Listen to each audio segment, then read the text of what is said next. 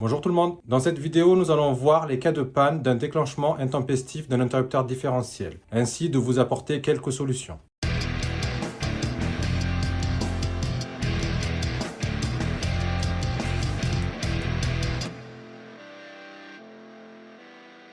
Avant de commencer la vidéo, je tiens à vous préciser que le but de mes vidéos est de pouvoir vous aider afin que vous puissiez résoudre quelques problèmes techniques concernant votre installation électrique, ainsi que vous puissiez faire quelques travaux électriques également dans votre maison.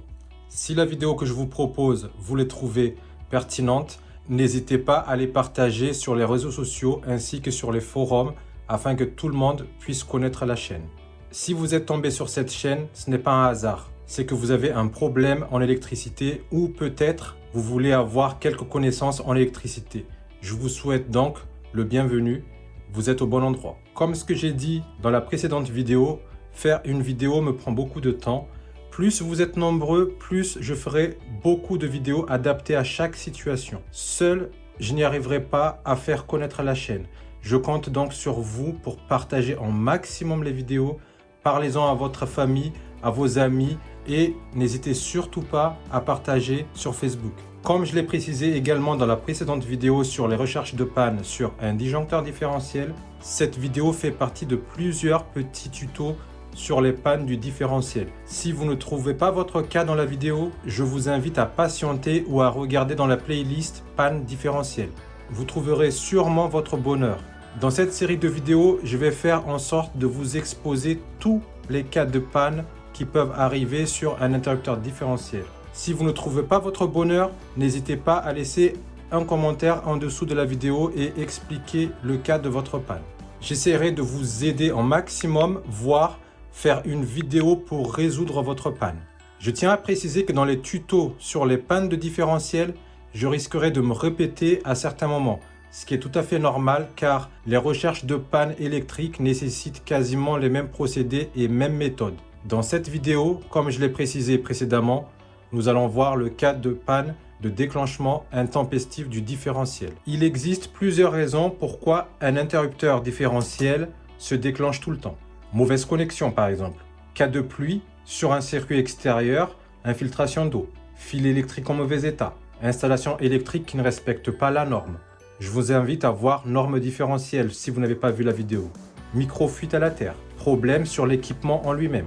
Aujourd'hui, je vous montre 4 cas de panne qui font déclencher le différentiel et les solutions de recherche de panne pour un déclenchement intempestif du différentiel. Pour bien comprendre les choses, il est très important de savoir comment est composée votre installation électrique jusqu'à votre ou vos équipements. Dans votre installation électrique, sans parler du compteur bien sûr, vous avez le disjoncteur différentiel général abonné en premier. Ensuite, cela dépendra de l'installation. Soit vous avez un disjoncteur différentiel pour chaque circuit. Si c'est votre cas, je vous invite à regarder la vidéo sur recherche de panne sur le disjoncteur différentiel.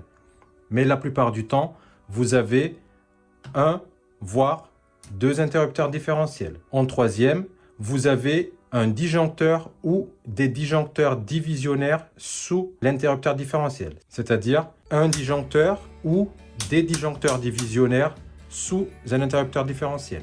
Souvent, vous avez également une boîte de dérivation qui dispatche l'alimentation qui vient de votre disjoncteur vers les prises ou lumières. Qu'est-ce que c'est une boîte de dérivation? Comme par exemple ici ou ici, nous avons une boîte de dérivation qui dispatche vers les interrupteurs ou les prises ou les lumières ou bien sûr les équipements. Et enfin, soit le circuit est connecté à une prise, c'est-à-dire de votre disjoncteur, vous allez directement à une prise ou directement sur l'équipement. Ce qui implique que tout ce que j'ai cité précédemment peuvent être une source de panne électrique, en incluant bien sûr les fils sur le circuit. En résumé, le courant dans votre installation électrique, ça part de votre disjoncteur général abonné, ça va sur l'interrupteur différentiel, de l'interrupteur différentiel, ça va sur un disjoncteur divisionnaire, du disjoncteur divisionnaire, soit ça part dans une boîte de dérivation, soit ça va directement sur votre équipement ou ça va directement sur vos prises. Soit de la boîte de dérivation, ça part dispatchés vers les prises, les interrupteurs ou lumière.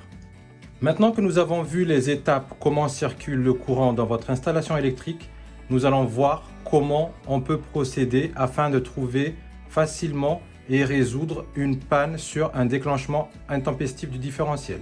Tout d'abord, il faut bien comprendre et savoir les classes de vos équipements. Comme je l'ai dit dans la précédente vidéo, il est essentiel de connaître les classes de vos équipements. Si vous n'avez pas vu les vidéos sur le contact direct et le contact indirect, ainsi que la vidéo sur panne de courant ou la vidéo sur recherche de panne sur le disjoncteur différentiel, je vous invite fortement à les regarder afin de connaître les classes de vos équipements électriques. Pour résumer, un équipement de classe 1 nécessite une liaison à la terre. Par exemple, comme notre cafetière qui est ici, ça nécessite une liaison à la terre. Vous trouvez sur la fiche une connexion à la terre. Pourquoi? Parce que la résistance de maintien au chaud du café est en métal. Pareil, pour notre ventilateur qui est ici, il y a du métal partout, donc ça nécessite une liaison à la terre. Un équipement de classe 2 signifie qu'aucune partie métallique ne peut rentrer en contact avec une partie électrique. La masse n'est pas reliée à la terre. Par exemple, pour notre chauffage qui est ici, si vous regardez, on n'a pas de liaison à la terre, contrairement à notre cafetière qui est là.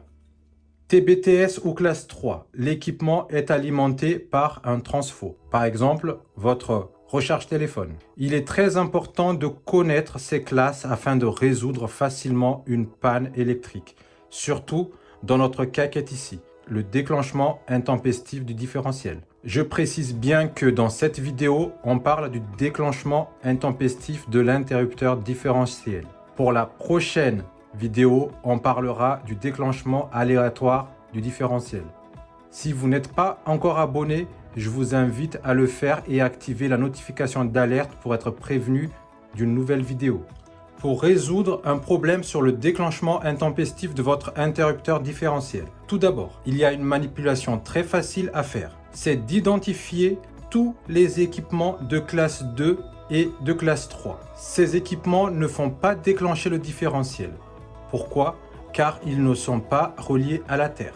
Qu'est-ce que je veux dire par là? Tous les équipements de classe 2, c'est-à-dire les équipements qui n'ont pas une connexion à la terre, il faut tous les identifier. Vous les débranchez. Après avoir identifié tous vos équipements de classe 2 et 3, maintenant, il ne vous reste plus que les équipements de classe 1, c'est-à-dire des équipements qui nécessitent une liaison à la terre. Je tiens à préciser que dans cette manipulation, on ne va pas utiliser un appareil de mesure. Je constate que beaucoup de foyers ne possèdent pas un appareil de mesure qui permet de mesurer un défaut d'isolement ou par exemple un multimètre. C'est pour cette raison qu'on va procéder par élimination des problèmes. On continue. Premier cas, interrupteur différentiel qui ne se déclenche pas du tout. C'est-à-dire, au moment où je lève mon interrupteur différentiel, il se déclenche tout de suite. Ou, par exemple, au moment où je lève mon différentiel, il ne tient pas à 1, il se déclenche tout de suite. Première opération, baissez tous vos disjoncteurs divisionnaires alimentés sous cet interrupteur différentiel. Comme par exemple, dans notre cas qui est ici, les disjoncteurs divisionnaires qui sont alimentés sous l'interrupteur différentiel sont ici. Je baisse tous mes disjoncteurs divisionnaires. Maintenant, vous levez votre interrupteur différentiel. Si celui-ci retombe tout de suite, cela signifie qu'il est mort.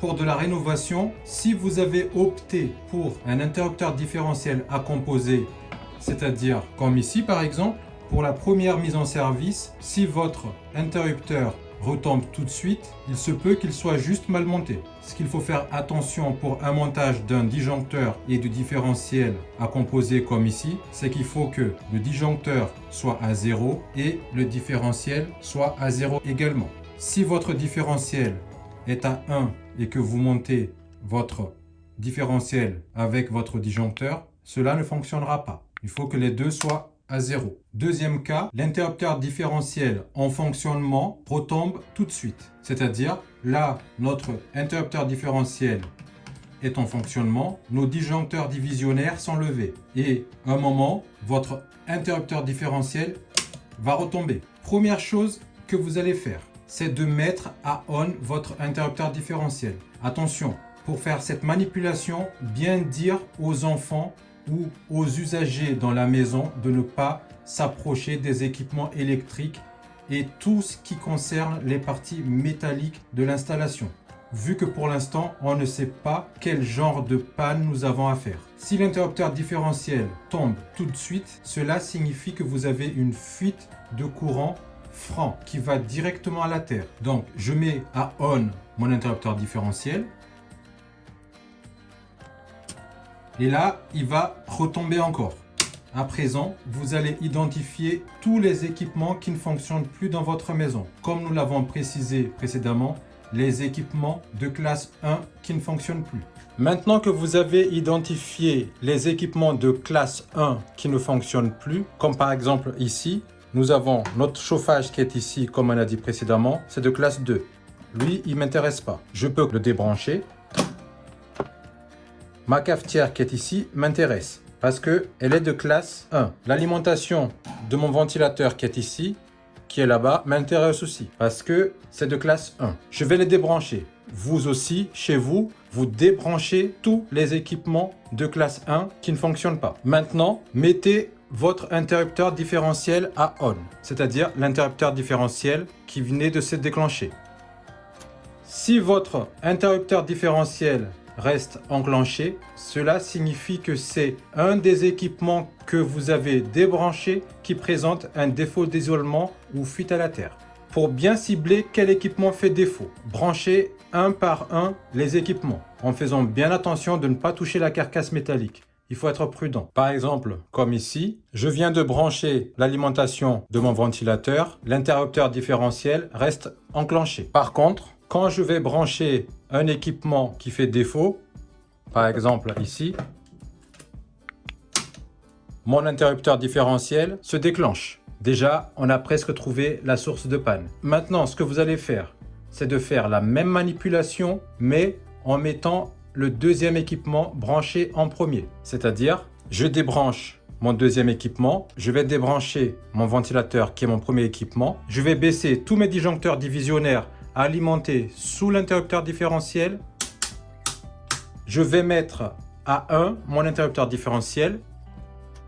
À présent, je vais lever juste le disjoncteur qui alimente la prise de l'équipement qui a fait déclencher mon interrupteur différentiel, c'est-à-dire le disjoncteur de cette prise-là. Si vous le voyez, il va sur le premier disjoncteur. Je lève mon premier disjoncteur. Je vais brancher l'équipement, c'est-à-dire le deuxième équipement qui a fait déclencher mon différentiel.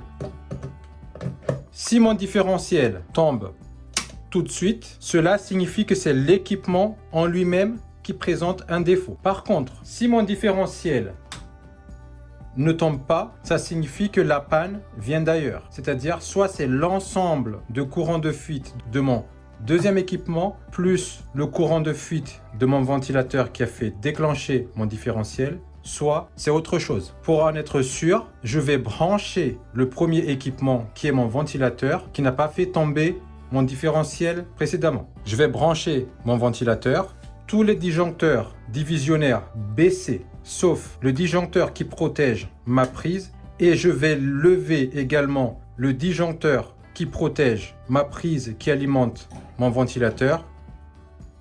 Dans cette configuration-là, si par exemple mon différentiel tombe, ça signifie que c'est l'ensemble de courant de fuite de mon deuxième équipement qui est ici et mon ventilateur qui fait tomber mon interrupteur différentiel, vu que les disjoncteurs qui sont là sont à 0.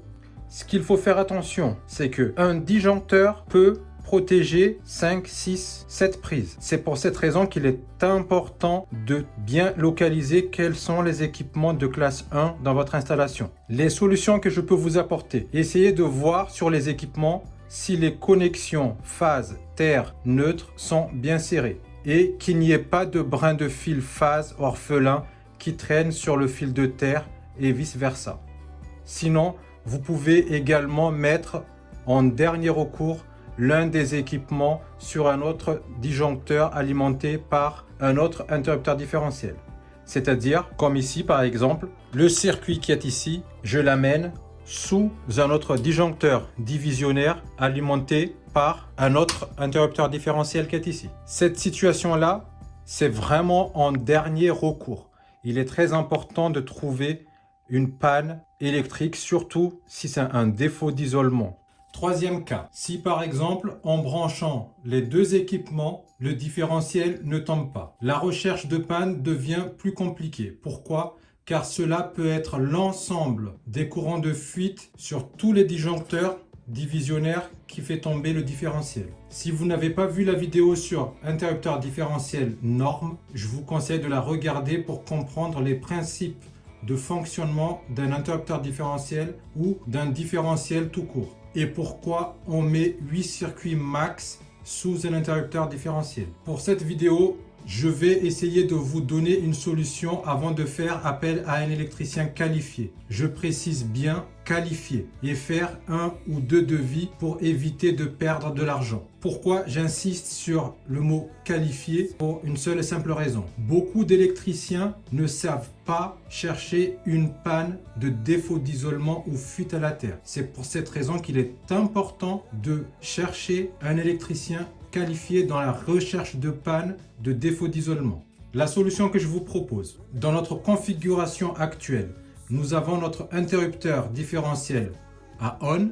Nous avons également nos deux disjoncteurs divisionnaires à on. Ce sont les disjoncteurs divisionnaires qui protègent nos deux équipements, c'est-à-dire le disjoncteur 1 et le disjoncteur 2. Maintenant, je vais lever le troisième disjoncteur divisionnaire. En levant ce troisième disjoncteur, notre interrupteur différentiel reste toujours à on. Cela signifie que la fuite de courant ne vient pas de là, c'est-à-dire ne vient pas de ce troisième disjoncteur, à confirmer par la suite. Maintenant, je vais lever le quatrième disjoncteur divisionnaire. En levant ce quatrième disjoncteur divisionnaire, notre interrupteur différentiel tombe. Je vais baisser ce disjoncteur divisionnaire, c'est-à-dire le quatrième disjoncteur, et je vais l'identifier. Pourquoi je l'identifie? Pour une seule et simple raison. Pour dire que en levant ce disjoncteur divisionnaire, c'est-à-dire le quatrième disjoncteur, ça fait tomber mon interrupteur différentiel. Le quatrième disjoncteur baissé. Maintenant, je vais baisser le premier disjoncteur, c'est-à-dire le disjoncteur qui protège mon ventilateur qui est ici, la prise qui est là-bas. Ensuite, je vais baisser le deuxième disjoncteur.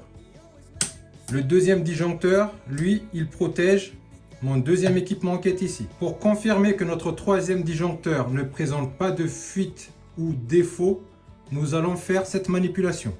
Les deux disjoncteurs qui protègent nos équipements baissés, je vais lever mon interrupteur différentiel. Ensuite, je vais lever mon disjoncteur divisionnaire, c'est-à-dire le quatrième disjoncteur qui est ici, qui a fait tomber mon différentiel précédemment. Si mon interrupteur différentiel reste à on, cela signifie que mon troisième disjoncteur n'a pas de fuite de courant. Pour simplifier, nous venons de confirmer notre raisonnement précédemment, c'est-à-dire les deux disjoncteurs qui protègent nos équipements à on plus notre troisième disjoncteur à on. Maintenant, pour confirmer que notre quatrième disjoncteur présente un défaut, je vais faire la manipulation suivante. Le disjoncteur 1, 2, 3 baissé, disjoncteur 4 à on, je vais lever mon disjoncteur 1 qui protège mon premier équipement, c'est-à-dire mon ventilateur qui est ici. Comme on a vu, le ventilateur, il est de classe 1. Si l'interrupteur différentiel se déclenche, cela signifie que c'est l'ensemble de courants de fuite de mon disjoncteur 1 qui est ici, qui protège mon équipement de classe 1 qui est là, et le courant de fuite de mon disjoncteur 4 qui fait sauter mon interrupteur différentiel. Je vais faire la même manipulation pour mon disjoncteur 2. Mon disjoncteur divisionnaire 4 toujours levé, je vais lever mon disjoncteur divisionnaire 2. Si mon interrupteur différentiel tombe, cela signifie que c'est l'ensemble de courant de fuite de mon disjoncteur 2 qui est ici et mon disjoncteur 4 qui fait sauter mon interrupteur différentiel. Par contre, mon disjoncteur 4 levé, en levant mon disjoncteur 1 qui est ici, l'interrupteur différentiel ne tombe pas. Et en baissant le disjoncteur 1, cette fois-ci en levant le disjoncteur 2, mon interrupteur différentiel ne tombe toujours pas. Enfin, en mettant à 1 mon disjoncteur 1, mon disjoncteur 2, mon disjoncteur 4, mon interrupteur différentiel tombe. Cela signifie que c'est l'ensemble des courants de fuite de ces trois disjoncteurs, c'est-à-dire le 1, le 2 et le 4 qui fait tomber mon différentiel. La solution est comme ce que nous avons cité précédemment, c'est-à-dire identifier les équipements de classe 1 qui est protégé par le circuit alimenté par le disjoncteur 4. Vu qu'on a déjà identifié les équipements du disjoncteur 1 et 2, c'est pour cette raison qu'on se consacre sur le disjoncteur 4. Débrancher les équipements et rebrancher un par un les équipements sur le disjoncteur 4.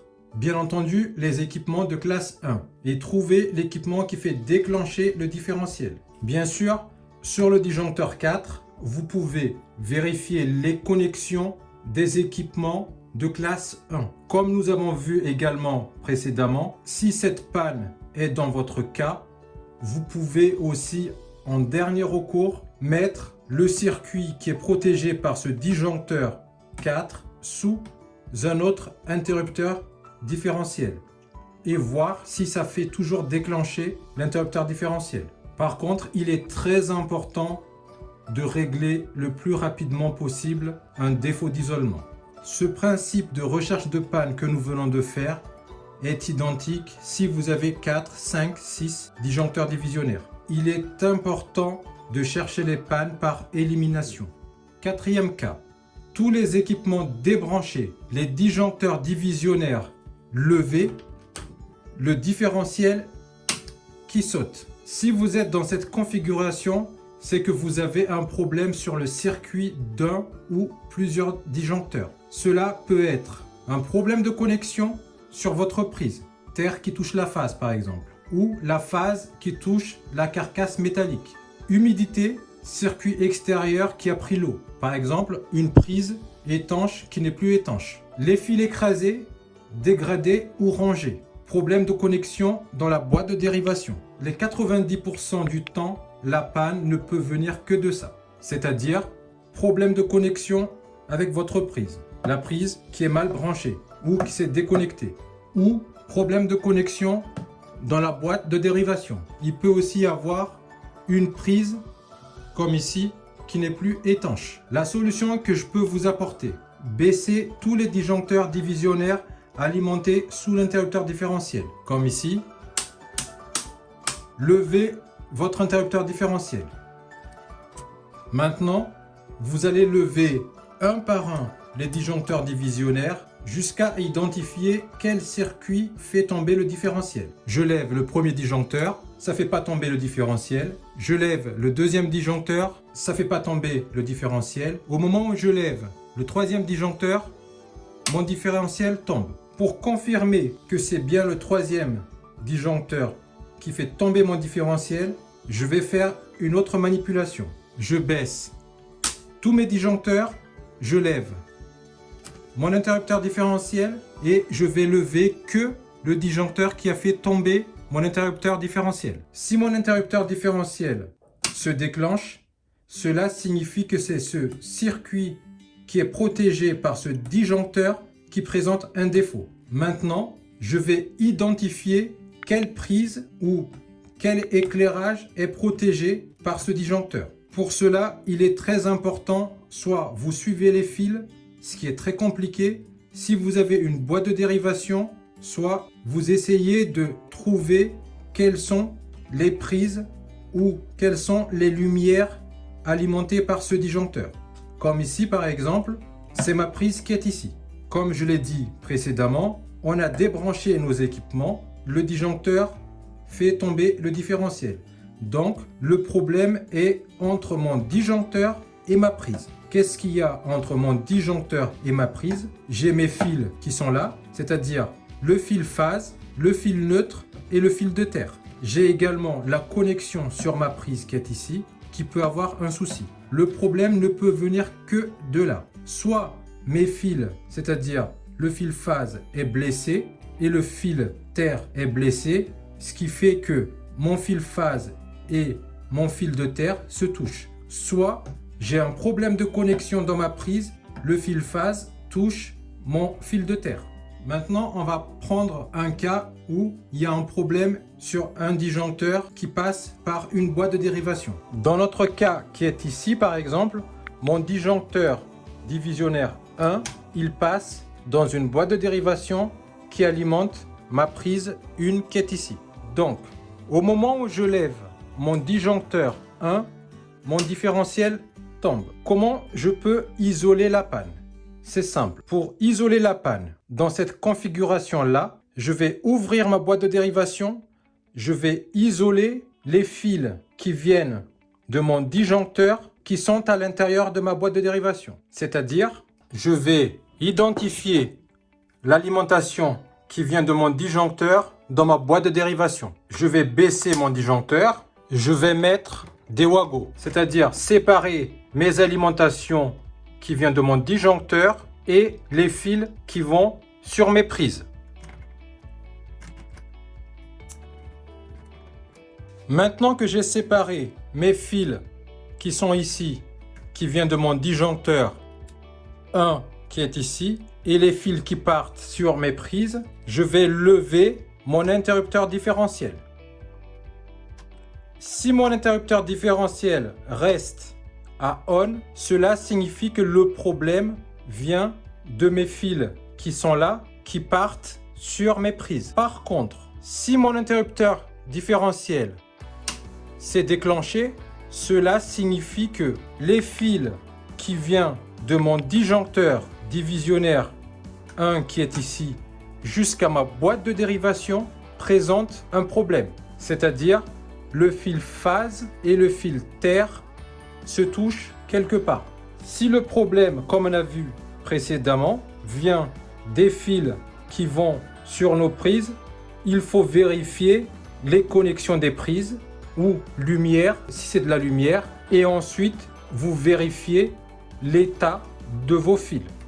Pour la prochaine vidéo, nous allons voir à quel moment le différentiel se déclenche en absence de fuite à la terre. Comme je vous ai dit, je compte sur vous pour partager un maximum la vidéo. J'espère que la vidéo vous a plu. Je vous dis à bientôt pour une prochaine vidéo. Au revoir.